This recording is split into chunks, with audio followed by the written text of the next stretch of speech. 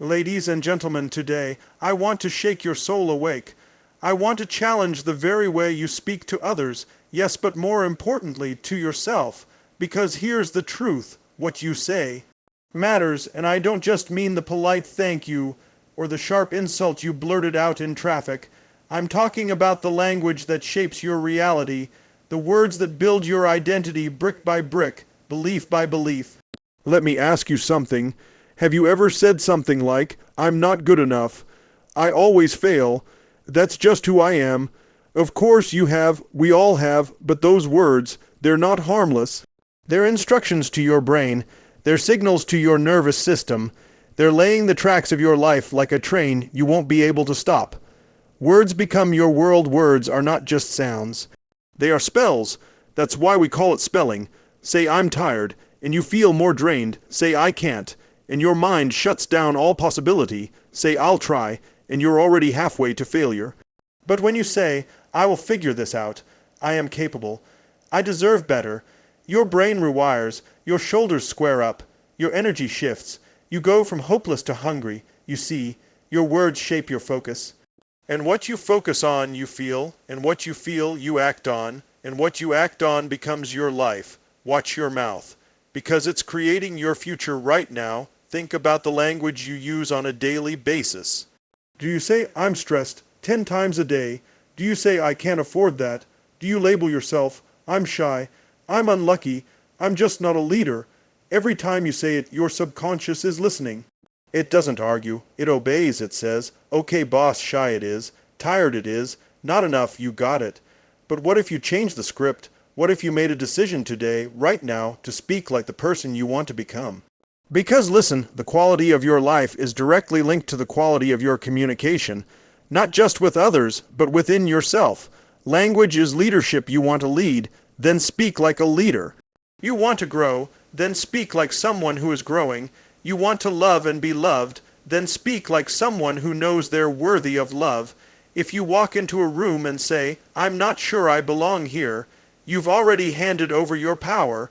But if you walk in and say, "I'm bringing value," "I've earned this seat, let's go," that's a different energy, that's a different outcome. Same person, different words. Don't just communicate, command. Most people don't realize this. Your words are a tool, and tools can either build or destroy.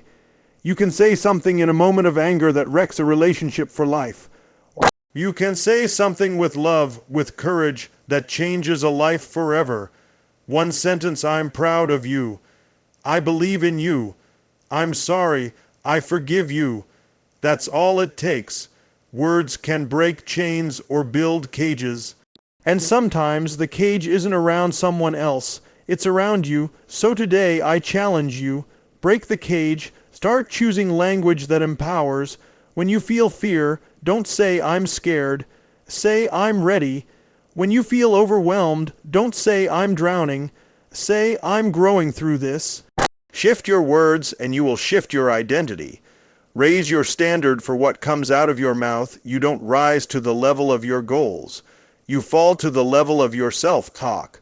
What if every time you opened your mouth, you were planting seeds? Would you plant doubt? Would you plant fear? Or would you plant faith, fire, and focus? People say words don't matter, it's just talk. Really? Tell that to the kid who was told he was worthless his whole life. Tell that to the woman who was told she'd never make it. Tell that to yourself, the younger version of you, who still remembers that one cruel sentence someone said. Words matter. They always have. They always will. Final message. Speak it into existence. Look, we live in a world full of noise, opinions, distractions, negativity. But the most powerful voice you'll ever hear is your own. So stop using it to tear yourself down.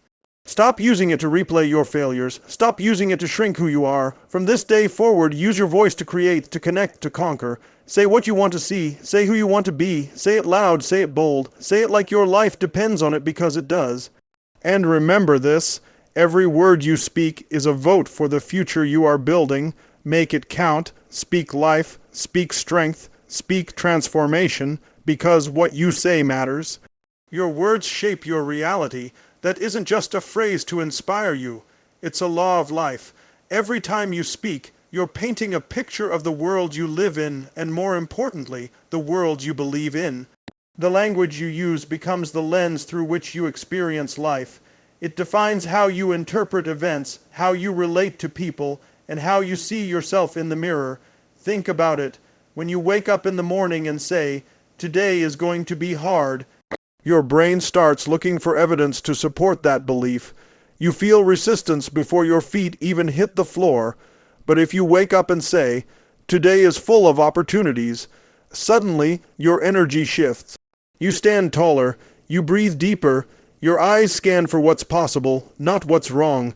That's not magic. That's language in action. Your words have the power to set the tone, set the direction, and set the limit, or the potential, for your day, your relationships, your goals, and your entire identity. Most people don't realize that the way they talk, especially to themselves, is not just a reflection of their current reality. It's the creator of their future one. They speak defeat and they live defeated. They speak fear and they become paralyzed. They speak doubt and they stall before they even start. But when you shift your words, you shift your reality. You begin to shape a life that reflects intention, not reaction. It's not about being fake. It's not about pretending things are perfect. It's about choosing language that aligns with the life you want to live. When you say, "I'm trying," it leaves room for failure. When you say, "I'm doing," it commits you to progress. When you say, "I can't," you shut the door. But when you say, "I will find a way," your mind opens. You start finding solutions instead of problems. Your subconscious mind is always listening. It doesn't distinguish between sarcasm, exaggeration, or drama. If you constantly say, "I'm so unlucky," or "nothing ever works out for me," your subconscious takes that as truth and begins to filter your experiences through that belief. You begin to attract and focus on the negative, not because life got worse, but because your language changed what you notice. On the other hand, if you speak words of growth, of strength, of possibility, your mind tunes into opportunity, strength, and forward movement. You literally start building a different internal reality that shows up in your external world. Even in the smallest moments, the words you choose have power. Saying "I'm busy" constantly creates stress. Saying "I'm productive" creates pride. Saying "I'm overwhelmed" creates shutdown. Saying "I'm focused on what matters" creates clarity. These tiny shifts compound over time. They rewire your emotional patterns. They reframe your experience. They elevate your mindset. We become what we consistently speak. That's why it's critical to be intentional with your language. If you want a powerful life, speak power. If you want peace, speak calm. If you want growth, speak vision. Words are not just descriptions. They are declarations. When you declare who you are, what you believe, and what you're moving toward, you don't just describe reality, you shape it. The words you speak today become the blueprint for your future. Self-talk becomes self-truth. The way you speak to yourself is the foundation of how you see yourself. It's not just background noise in your mind, it's programming. Every word you whisper internally carries weight. Every thought, every phrase you repeat, every sentence you silently echo becomes a belief. And over time, those beliefs start guiding your behavior, your decisions, your identity. You may not realize it, but your self-talk is the architect of your self-image. If you constantly say to yourself, "I'm not good enough," that statement doesn't just fade away. It sinks in. It roots itself deep in your mind. It becomes part of your inner dialogue, and before you know it, you're not just thinking it. You're living it. You hesitate when opportunities come. You shrink when challenges rise. You settle when you should be stretching. That's the power of internal language. It doesn't just describe who you are. It defines who you become. Self-talk is running in the background every single moment. It comments on everything you do.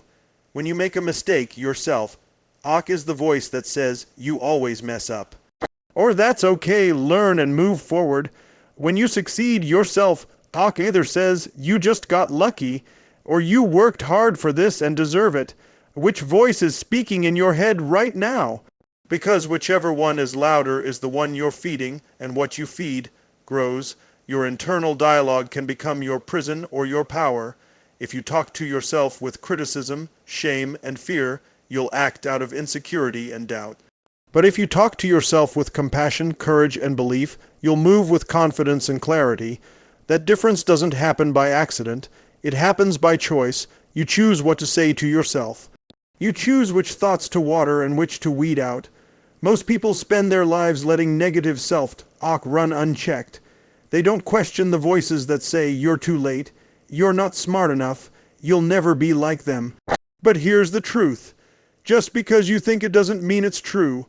Thoughts are not facts, and self-talk is not destiny. It's a script you can rewrite at any time. Think about the words you repeat when you're alone, when no one's watching, when things go wrong.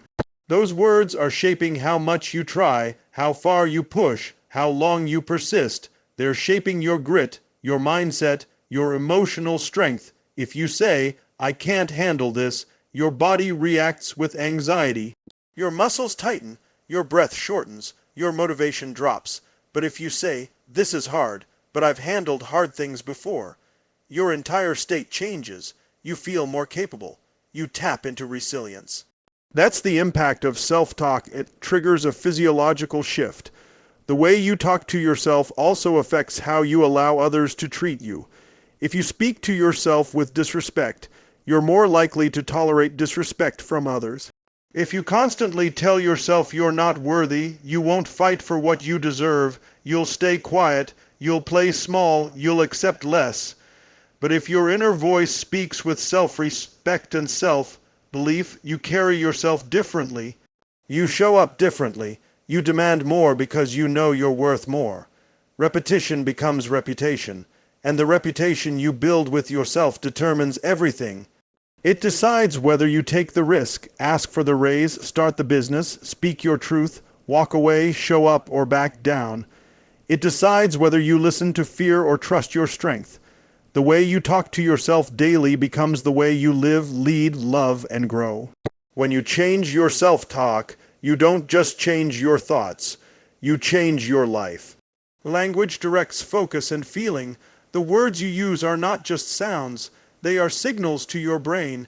Every time you speak, whether out loud or silently in your mind, you are giving your brain instructions on what to notice, what to value, and what to feel. That's why two people can face the same situation but have entirely different experiences, because the language they use filters their reality. Words are like a camera lens. They zoom in on specific emotions and details while blurring out the rest.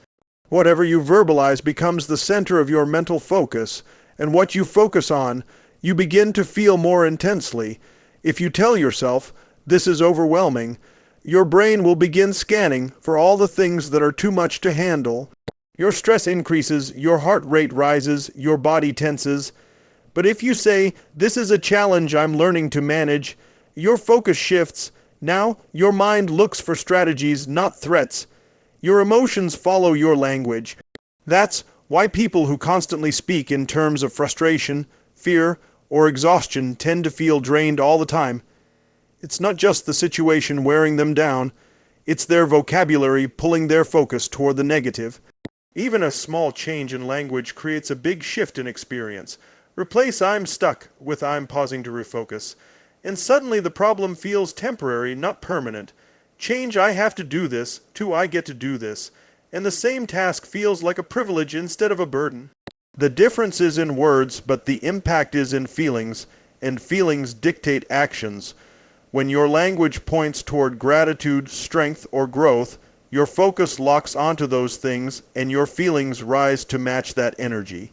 The human brain can't fully experience everything happening around it, so it depends on your language to decide what to prioritize. If you constantly say, "I'm always behind," your brain will ignore the progress you've made and highlight only the gaps. But if you say, "I'm moving forward at my own pace," your brain gives weight to momentum, not comparison. Your internal language becomes the compass that tells your mind where to look, and where your mind looks, your emotions follow. This doesn't just apply to difficult situations. It works in success too. If you say, "I just got lucky," your brain doesn't take ownership of the win. You feel disconnected from your own achievement. But if you say, my work paid off, your focus shifts to your effort and you feel empowered. That feeling leads to more action, more belief, more growth. Language becomes a loop. Focus creates feeling, feeling creates behavior, and behavior reinforces focus. When you're in a heightened emotional state, whether it's stress, anger, joy, or fear, your language becomes even more important. That's because in those moments, your brain is looking for meaning, and it grabs the words you use as truth. If you exaggerate and say, "This is a disaster," even when it's a small setback, your body responds as if it's true. You feel panic. But if you say, "This is a hiccup," your body stays calm, your focus stays clear, and your ability to navigate the moment improves. Your emotional state is deeply tied to the words you repeat. People who constantly say, "I'm anxious," "I'm depressed," "I'm broken," begin to live out those labels not because they are weak, but because their language repeatedly directs their focus toward pain. But when they begin to use words like "I'm healing," "I'm rebuilding," or "I'm growing stronger," they redirect their attention to progress, which fuels different feelings: hope, strength, resilience. You don't experience life directly. You experience life through the meaning you give it, and meaning is formed through language. The words you choose daily determine where your mind lives and how your body feels. When you take control of your language, you take control of your emotions, your perception, and ultimately, your results. What you say is who you become. Your words are not just descriptions of who you are. They are blueprints for who you are becoming. Every time you speak, you are reinforcing an identity. When you tell yourself and others, "I'm bad with money," "I'm terrible at relationships," or "I'm just not confident," you're not reporting facts. You're casting votes for the type of person you believe you are. You are instructing your brain to accept that version of you as permanent and fixed, and over time, you begin to behave in ways that align with that script. Identity is not set in stone, it's shaped by repetition, and language is the most powerful tool in that process. People don't realize how often they speak their limitations into existence. They casually say things like, "I'm lazy," "I'm forgetful," or "I always mess things up," without understanding that each time they do, they are hardening those labels into self-fulfilling prophecies. The more you say it, the more you believe it. The more you believe it, the more you act on it. And the more you act on it, the more it becomes your reality. It's not the truth that shapes you. It's the words you accept and repeat as truth. On the other hand, when you choose to speak empowering words, you are designing a new identity. If you begin to say, "I'm learning to stay disciplined," "I'm becoming more focused," or "I handle challenges with strength," your brain starts building new patterns to support that identity. You start noticing your wins instead of your failures. You begin to align your actions with the version of yourself you want to be. You don't have to be perfect to speak powerfully. You just have to be intentional. The words you choose set a tone not only for your self-perception, but for how others perceive you as well. If you walk into a room and constantly say, "I'm nervous," "I'm awkward," or "I'm not good at this," people take that as a reflection of who you are. But if you say, "I'm here to learn," or "I'm working on improving," you create a different presence. Your words tell people what to expect from you, and over time, they begin to respond accordingly. That external feedback then reinforces your internal identity. Even the way you talk about your past has power. Saying, "I've always failed at this," anchors you to old versions of yourself. But saying, "I've struggled before, but I'm growing now," pulls you toward a new direction. Language doesn't just describe where you've been. It influences where you're going. It becomes the bridge between your past and your potential. This applies to every area of life: health, mindset, relationships, success. When someone says, "I'm just not a morning person," They live out that identity. They snooze the alarm, they drag through the day, and they reinforce the story. But if they shift to saying, I'm becoming someone who values mornings, their behavior starts to align with that identity. They might wake up earlier once. They might build a small morning routine, and with repetition, they start believing it. They start becoming it. What you say about yourself is not just commentary, it's construction. Words shape habits, habits shape behavior, and behavior shapes identity. If you want to change who you are, you have to change how you talk about who you are. The transformation begins not with action, but with language. Speak like the person you want to become, and your brain, body, and behavior will start catching up to that version of you. Speak power, not limitation. The words you choose either pull you forward or hold you back. They either open doors or build walls. Every sentence you speak is either feeding your strength or fueling your weakness. Most people don't realize how much their language keeps them small. They speak in a way that constantly puts boundaries around what they can do, who they can be, and what they can achieve. Phrases like, I'm just not that type of person, I could never do that, or that's impossible for me, sound innocent, but they are heavy with limitation. Every time you say them, you reinforce a ceiling above your head, and over time you forget that you put it there yourself. Powerful language doesn't mean shouting or being loud. It means choosing words that reflect belief, possibility, and control. When you say, I don't know how to do this yet, but I'll figure it out, you are speaking power. When you say, this challenge is tough, but I'm tougher, you're stepping into ownership. Speaking power means refusing to let fear, doubt, or insecurity dictate your vocabulary. It means catching yourself when you're using language that plays small and replacing it with language that builds strength. People often wait to feel confident before they speak confidently, but that's backwards. You speak power first, and the confidence follows. Words are not just a reflection of your state. They create your state. Saying, I can handle this, even when you don't fully believe, it sends a command to your nervous system to rise up. You train your mind to look for capability instead of excuses. You train your body to feel grounded instead of anxious. The words you speak begin to shift your posture, your focus, your momentum. Limiting language often comes from old conditioning, things you were told growing up, failures you internalized, or labels others gave you. But just because you've spoken small in the past doesn't mean you have to carry that script into the future. You can decide in any moment to rewrite the narrative, to stop saying, I'm always unlucky, and start saying, I create my own chances, to stop saying, I can't handle pressure, and start saying, pressure brings out the best in me. Those simple shifts rewire the way you see yourself, and over time, change the way you show up in the world. Powerful language is also about precision. Instead of saying, I'm scared, try saying, I'm feeling uncertain but curious. Instead of saying, I'm angry, try, I'm passionate about this issue and working through it. The more specific and intentional you are with your words, the more control you gain over your emotions. You stop being a victim of your reactions and start being the author of your response. Power comes from clarity, and clarity comes from conscious language. This doesn't mean you deny hard emotions. It means you don't hand over the microphone to them. You acknowledge them without letting them define you.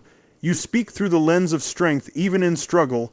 You say, I'm working through a challenge, not my life is falling apart. You say, I'm learning patience, not I'm stuck forever. These changes seem small on the surface, but they ripple deep into your identity. They change how you see problems. They change how others respond to you. And most importantly, they change how you respond to yourself. Every time you speak, you are planting seeds, seeds of power or seeds of limitation. If you want to grow courage, plant words of courage. If you want to grow resilience, plant words of strength. If you want to grow possibility, plant words of belief. The vocabulary you use becomes the emotional environment you live in. You can choose to speak from fear or from faith, from pain or from progress, from doubt or from determination, and whatever you speak consistently becomes the truth you begin to live.